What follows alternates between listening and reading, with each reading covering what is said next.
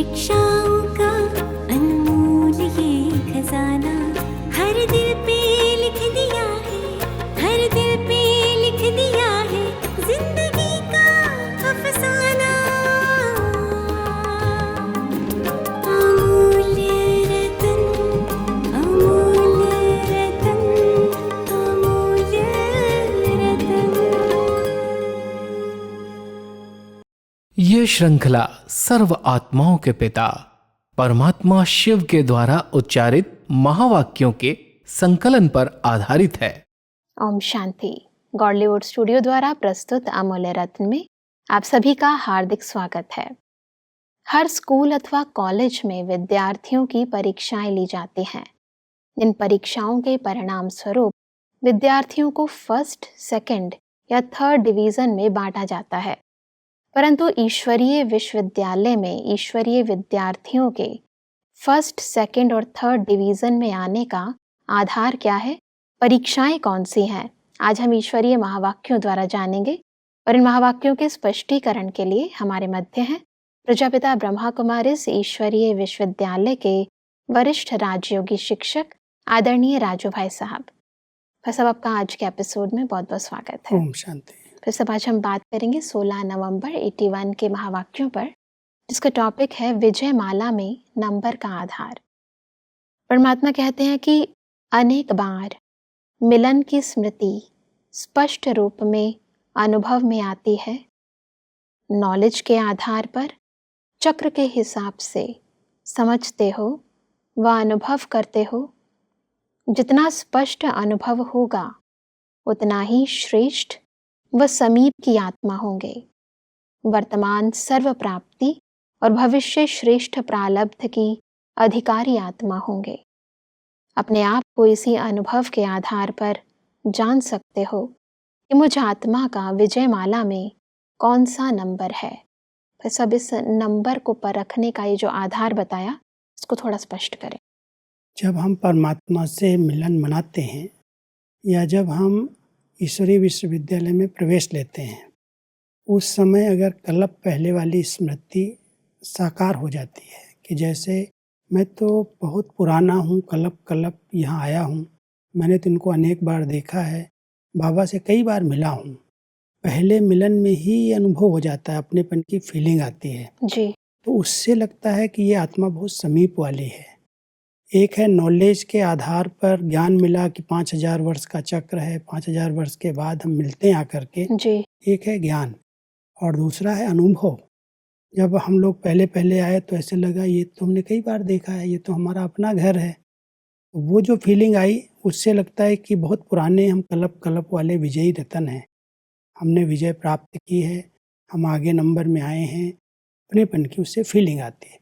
तो हमें ये चेक करना है कि अगर हम फर्स्ट डिवीज़न वाली आत्मा हैं, हम विजयी आत्मा हैं, तो क्या मुझे ये अनुभव होता है कि मैंने अनेक बार इन पेपर्स को पार किया है, इन बातों को पार किया है, फिर पार हो जाएंगे।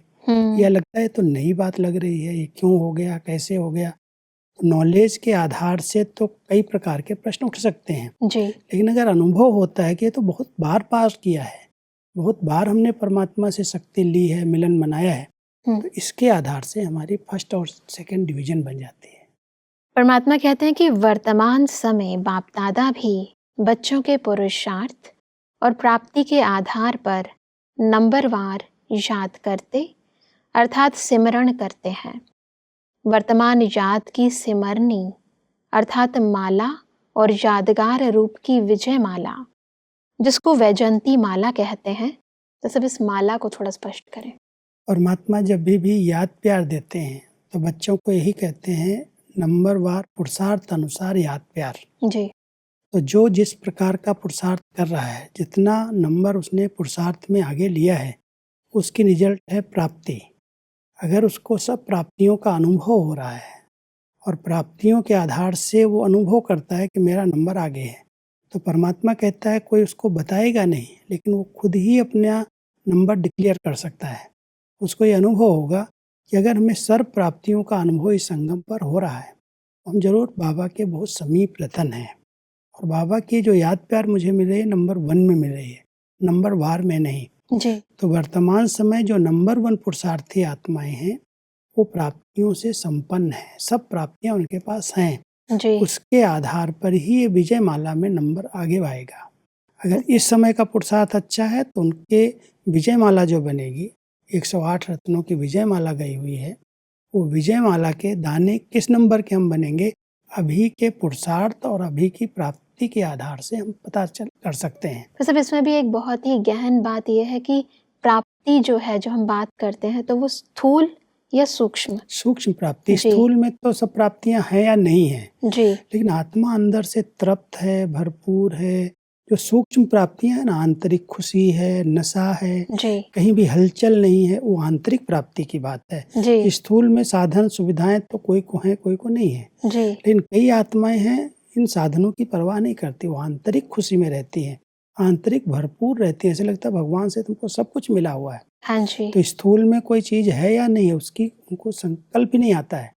वो जो जरूरी है वो मिलेगा, नहीं जरूरी है तो जरूरत नहीं है। साधनों के पीछे हम क्यों भागें? लेकिन जो आंतरिक प्राप्तियां हैं, खुशी है, शक्ति है, परमात्मा प्यार है, वो जो अनुभव है ना, उसको अविनाशी होगा। जी। तो वो अविनाशी खुशी और नशा अगर है हमको अंदर से, तो हम समझ सकते हैं कि हमारी विजय माला में नजदीक नंबर है। परमात्मा कहते हैं कि एक है याद की माला, जो जितना स्नेह और जितना समय आप बाप को याद करते, उतना और उसी स्नेह से बाप भी याद करते हैं। तो अपनी याद के हिसाब से वर्तमान बाप दादा की याद माला में अपना नंबर निकाल सकते हो। याद माला में भी ऐसे ही नंबर निकलता है कि हम कितना समय बाबा के स्नेह में, याद में खोए रहते हैं। अगर हम बाबा को याद कर रहे हैं तो कहा जाता है याद से याद मिलती है। कोई किसी को याद करता है तो सामने वाला कहता है मैं भी आपको बहुत याद करता हूँ। जी।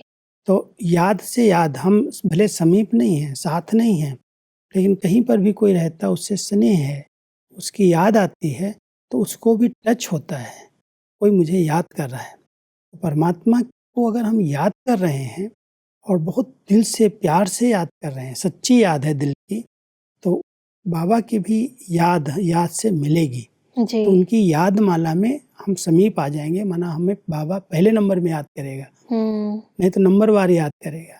जी। इस नंबर में बाबा याद कर रहा है वो हम अपनी याद से पता कर सकते हैं। परमात्मा कहते हैं कि अगर याद निरंतर और संपूर्ण स्नेह सिवाय बाप के और कोई नजर ही नहीं आता, सदा बाप और आप कंबाइंड हैं, तो माला में भी कंबाइंड दाने के साथ साथ आप भी कंबाइंड होंगे, तो माला में भी नंबर 1 होंगे। जैसे लौकिक पढ़ाई में फर्स्ट डिवीजन, सेकंड, थर्ड होती है, वैसे यहाँ भी महारथी, घोड़ेसवार और पैदल 3 डिवीजन है।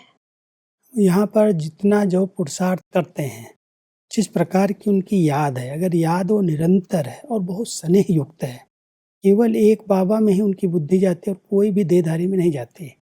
कई ऐसी आत्माएं हैं जिनके दिल में बाबा ही बसता है, जैसे बाबा के साथ खा रहे हैं, बाबा के साथ सो रहे हैं, बाबा के साथ एक कर्म कर रहे हैं, हर कर्म में बाबा बाबा, अनाहद जैसे उनका प्यार बाबा तक पहुंचता है। तो जो आत्माएं ऐसे याद स्वरूप और निरंतर याद में रहती हैं, परमात्मा कहता है वो याद के आधार से मेरे इतने समीप आ जाती हैं, जैसे माला का दाना दाने से मिला हुआ आता है, कंबाइंड होता है, होता अलग अलग है लेकिन ऐसे लगता है तो जुड़ा हुआ है। तो ऐसे ही परमात्मा कहता है जो इतना प्यार से, स्नेह से याद करते हैं, जिनकी जरा भी बुद्धि किसी दूसरे में नहीं जाती, वो माला में भी समीप मणके से मणका जैसे उनका मिला हुआ है। इसी आधार से उनकी डिवीजन बन जाती, first, second, third. First stage वाला महारथी है, सेकेंड वाला घोड़ेसवार दौड़ लगाता, रेस करता है, और थर्ड वाला पैदल चलने वाला प्यादा है। तो 3 डिग्री में यहाँ पर भी फर्स्ट डिवीजन, थर्ड बट जाती है। परमात्मा कहते हैं कि फर्स्ट डिवीजन सदा फास्ट अर्थात उड़ती कला वाले होंगे। हर सेकंड, हर संकल्प में बाप के साथ का, सहयोग का, स्नेह का अनुभव करेंगे। सदा बाप के साथ और हाथ में हाथ की अनुभूति करेंगे। सहयोग दो यह नहीं कहेंगे, सदा स्वयं को संपन्न अनुभव करेंगे। फर्स्ट डिवीजन वालों को पुरुषार्थ करने की, मांगने की क्या जरूरत है? उनके पास इतनी शक्ति है, उनका इतना बाबा से स्नेह है, जो अपने आप को अनुभव करते हैं मैं तो सब प्राप्तियों से भरपूर हूँ। तो सहयोग की, शक्ति की कोई डिमांड नहीं है उनकी। वो तो उड़ती कला वाली आत्माएँ हैं। 1 सेकंड में कोई बात आई जैसे ऊपर से क्रॉस कर गए। उसकी चिंता भी नहीं होती कि इसको कैसे क्रॉस करूँ, ये बहुत बड़ा पेपर है, ये तो बहुत बड़ी बात आ गई। लेकिन जिनका बहुत श्रेष्ठ अच्छा पुरुषार्थ है, जिसको परमात्मा कह रहे हैं नंबर 1 पुरुषार्थ है, महारथी है वो, तो वो उड़ती कला से पार कर लेते हैं। जैसे उड़ते हैं ना, यहाँ से उड़ करके दूसरी जगह चले गए, तो बाकी सब चीज़ें नीचे रह गई। उनको क्रॉस करने में उनको मेहनत नहीं लगती है। परमात्मा हम सबको कहते हैं जो फर्स्ट डिवीज़न वाली आत्माएँ हैं, महारथी आत्माएँ हैं, किसी भी पेपर में न डरती हैं, न घबराती हैं, न सहयोग की डिमांड करती हैं। उनको तो अपने आप परमात्मा का सहयोग मिला हुआ है। परमात्मा कहते हैं कि सेकंड डिवीज़न चढ़ती कला का अनुभव करेंगे, लेकिन उड़ती कला का नहीं। चढ़ती कला में आए हुए विघ्नों को पार करने में कभी ज़्यादा, कभी कम समय लगाएंगे। उड़ती कला वाले ऊपर से क्रॉस करने के कारण ऐसे अनुभव करेंगे जैसे कोई विघ्न आया ही नहीं। विघ्न को विघ्न नहीं, लेकिन साइड सीन समझेंगे, रास्ते के नज़ारे हैं। और चढ़ती कला वाले रुकेंगे नहीं, लेकिन विघ्न आया और पार किया। विघ्न है यह महसूस करेंगे, इसलिए ज़रा सा लेस मात्र कभी कभी पार करने की थकावट व दिल शिकस्त होने का अनुभव करेंगे। सेकेंड डिवीज़न वालों को थोड़ा सा अनुभव तो ज़रूर होगा, क्योंकि चढ़ती कला में ना उनको चढ़ रहे हैं चढ़ाई पर कोई चढ़ेगा तो उसको थकावट भी होगी। उसको थोड़ा थोड़ा तो लगेगा कि ये बहुत बड़ी बात हमारे सामने आ गई, ये बहुत बड़ा पेपर आ गया। अब उड़ने वाले के लिए पहाड़ आ जाए या सागर आ जाए, वो तो ऐसे जंप मारा उधर से इधर से निकल गया। तो परमात्मा कहता है उसको पता भी नहीं चलेगा कोई विघ्न था, कोई बड़ी बात थी। कहेगा तो साइड सीन थे, रास्ते के नज़ारे थे, बहुत अच्छे अच्छे थे, हम क्रॉस कर गए। तो परमात्मा कहता है जो सेकेंड डिवीज़न वाली चढ़ती कला वाली आत्माएं रुकेंगी नहीं, चढ़ रही हैं, दौड़ लगा रही हैं, रेस है उनकी। लेकिन पता चलता है कि चढ़ाई है, थकावट हो रही है ना, मेहनत का अनुभव होता है। परमात्मा कहते हैं कि थर्ड डिवीज़न उसको तो जान ही गए होंगे, रुकना और चलना और चिल्लाना। कभी चलेंगे, कब चिल्लाएंगे, याद की मेहनत में रहेंगे, क्योंकि सदा कंबाइंड नहीं रहते।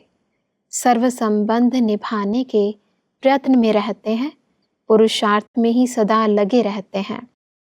वह प्रयत्न में रहते और वह प्राप्ति में रहते।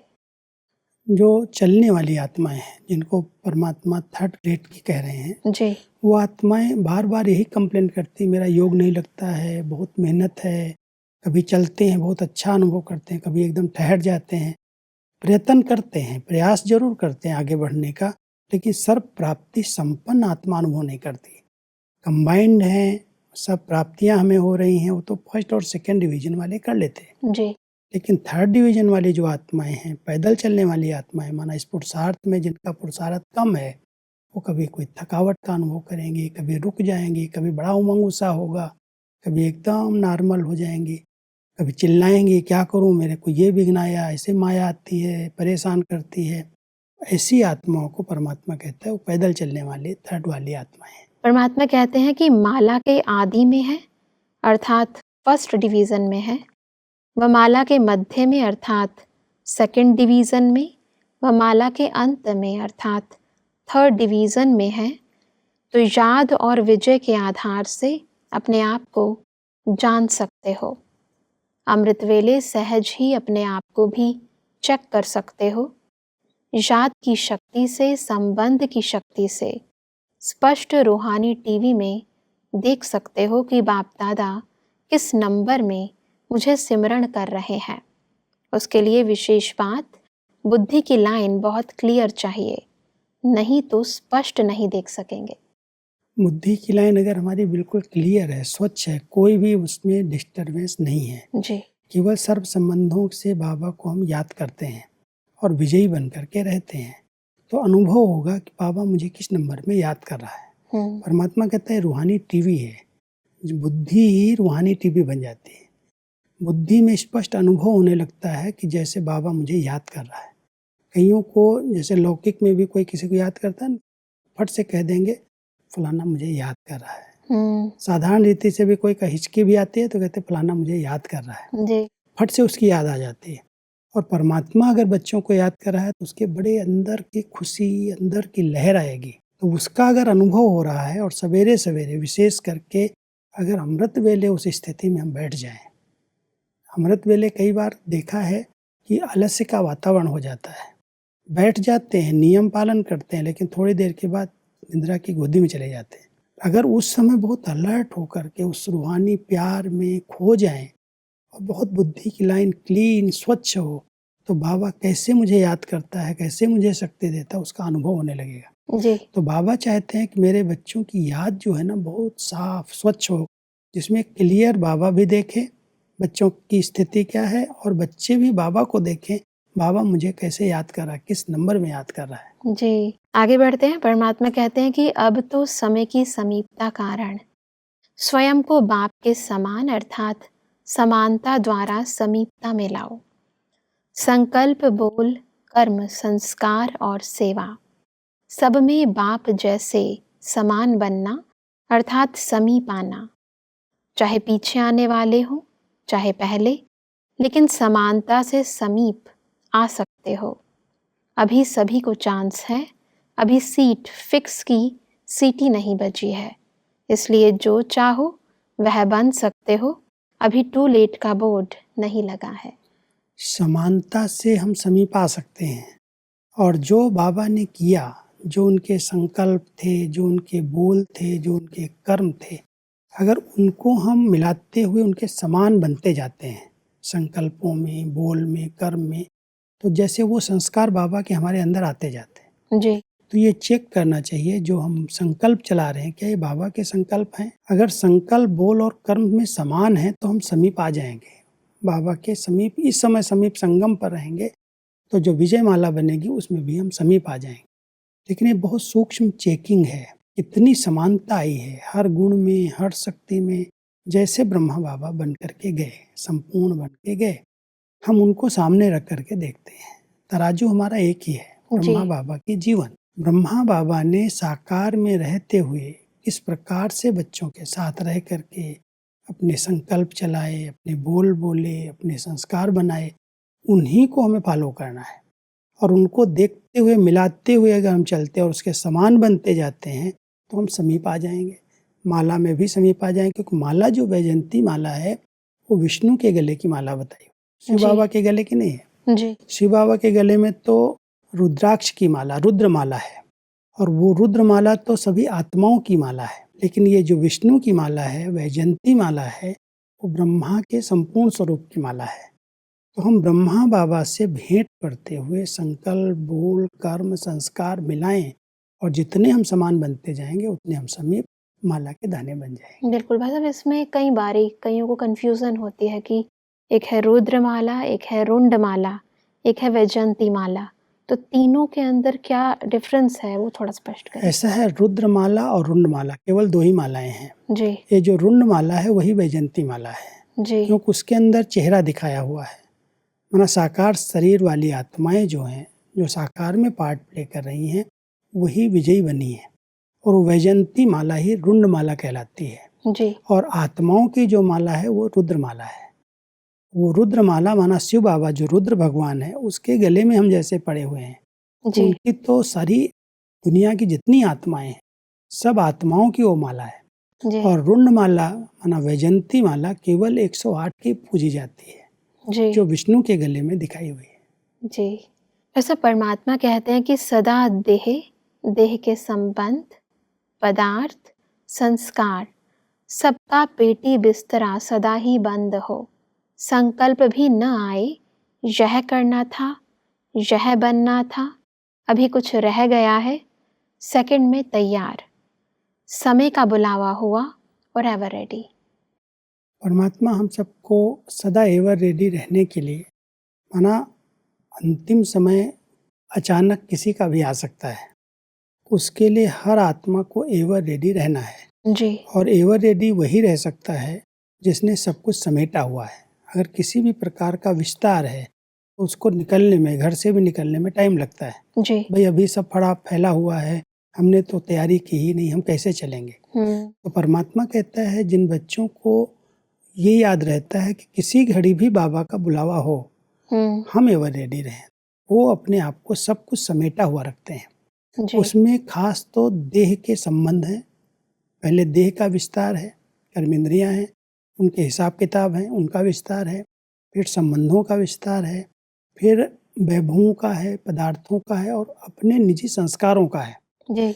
तो परमात्मा कहता है जो ये बहुत विस्तार में बुद्धि गई हुई है, इस बुद्धि को सार में ले आओ, समेट लो जी। अगर विस्तार को सार में लाने की अभ्यास किया है, समेटा हुआ है, किसी घड़ी भी ऑर्डर हुआ 1 सेकंड में शरीर से निकल सकते हैं जी। बार बार फुल स्टॉप लगाओ कि इनसे मेरा कोई कनेक्शन नहीं है, मैं एक आत्मा हूँ, मुझे संपूर्ण पावन बन करके बाबा के पास जाना है जी। तो अंत मत्ती सो गति होगी। अगर मान लो बुलावा आ गया और बुद्धि इधर उधर भटक गई, तो जहाँ पर स्मृति अंतिम समय की होगी वहाँ भटकना पड़ेगा। इसलिए परमात्मा हम सबको कहते हैं एवर रेडी रहो जी। परमात्मा कहते हैं कि महावीर अर्थात सदा शस्त्रधारी शक्तियों को व पांडवों को सदा वाहन में दिखाते हैं और शस्त्र भी दिखाते हैं। शस्त्र अर्थात अलंकार, तो वाहनधारी भी और अलंकारधारी भी। वाहन है श्रेष्ठ स्थिति और अलंकार है सर्व शक्तियाँ। ऐसे वाहनधारी और अलंकारधारी ही साक्षात्कार मूर्त बन सकते हैं। तो साक्षात बन सबको बाप का साक्षात्कार कराना, यह है महावीर बच्चों का कर्तव्य। ये दोनों चीजें बहुत यादगार में बहुत अच्छी तरह से स्पष्ट की गई हैं जी। एक तो कोई भी देवी की, कोई भी देवता की जब पूजा करते हैं तो उनको वाहन पर ही दिखाते हैं जी। कोई को कोई चीज का वाहन, कोई को शेर का वाहन है, तो कोई को बैल का वाहन है, कोई को गरुड़ का वाहन है, हर एक, कोई को मोर का भी है। हर एक पशु पक्षियों को जैसे वाहन बनाया हुआ है। जैसे गणेश जी के लिए कहते हैं वो तो चूहे की सवारी थी, तो परमात्मा कहता है एक है वाहन और दूसरे हैं अलंकार, शस्त्र। दोनों चीजें जब हैं तो उनकी पूजा होती है। तो ये शस्त्र जो निशानियां दिखाई हैं ये आपकी शक्तियां हैं, आंतरिक शक्तियां हैं जी। और ये जो वाहन दिखाया गया वो आत्मा की स्थिति है। जितनी उसकी स्थिति श्रेष्ठ बनती जाती है, मानो निर्भय है तो शेर का वाहन है।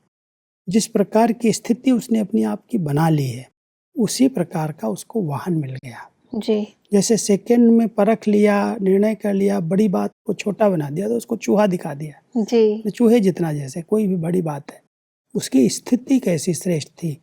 तो अगर श्रेष्ठ स्थिति है तो वो वाहन उनका दिखाया गया उसी तरह का, और अगर हमारे पास सब शक्तियां हैं तो वो शस्त्र के रूप में दिखाए गए हैं। बिल्कुल भाई साहब, आज हमने महारथी, घोड़ेसवार और प्यादे यानी 1st, 2nd और 3rd डिवीज़न में आने वाली आत्माओं की क्या निशानियां हैं, उन्हें गहराई से समझा। तो सब स्पष्टीकरण के लिए आपका बहुत बहुत धन्यवाद। दर्शकों, आज के एपिसोड में परमात्मा ने कहा कि विजय माला में समीपता का आधार है वर्तमान समय की श्रेष्ठ प्राप्ति व ईश्वरीय मिलन की स्पष्ट स्मृति। परमात्मा ने कहा कि 1st डिवीज़न में आने वाली आत्माएं सदा उड़ती कला में स्थित रहेंगी तथा हर कदम में, हर संकल्प में व हर सेकंड में ईश्वरीय साथ, सहयोग व स्नेह का अनुभव करेंगे। परमात्मा ने कहा कि वर्तमान समय की समीपता के अनुसार हमें हर संकल्प, बोल, कर्म, संस्कार व सेवा में बाप समान बनना है। दर्शकों, आज के एपिसोड से संबंधित यदि आपके मन में कोई प्रश्न है तो आप हमें ईमेल कर सकते हैं। हमारा ईमेल आईडी है amulyaratna@kollywoodstudio.org। अगले एपिसोड में एक और अव्यक्त वाणी के साथ आप सभी के समक्ष हम फिर हाजिर होंगे। तब तक के लिए लेते हैं इजाजत। ओम शांति। मुख्य सार। वैजंती माला में मेरा नंबर कौन सा है, इसे परखने की विधि। अगर निरंतर याद और संपूर्ण स्नेह है और बाप और आप कंबाइंड हैं तो माला में भी कंबाइंड दाने के साथ साथ होंगे। आधा समय याद तो आधी माला समाप्त होने के बाद आएंगे। 1st डिवीजन, विघ्न को विघ्न नहीं लेकिन साइट सीन समझेंगे। 2nd डिवीजन, विघ्नों को पार करने में कभी ज़्यादा कभी कम समय लगाएंगे। 3rd डिवीजन, रुकते चलते और चिल्लाते रहेंगे। अधिक जानकारी के लिए संपर्क करें Amulya Ratan Godlywood Studio, Manmohini Van, Shantivan post, Abu Road 307510, district Sirohi, Rajasthan. Email ID है amulyaratn@godlywoodstudio.org। इस श्रृंखला को प्रजापिता ब्रह्मा कुमारीज ईश्वरीय विश्वविद्यालय के सेवा केंद्रों पर क्लास में नियमित रूप से चलाने के लिए गॉडलीवुड स्टूडियो से संपर्क करें।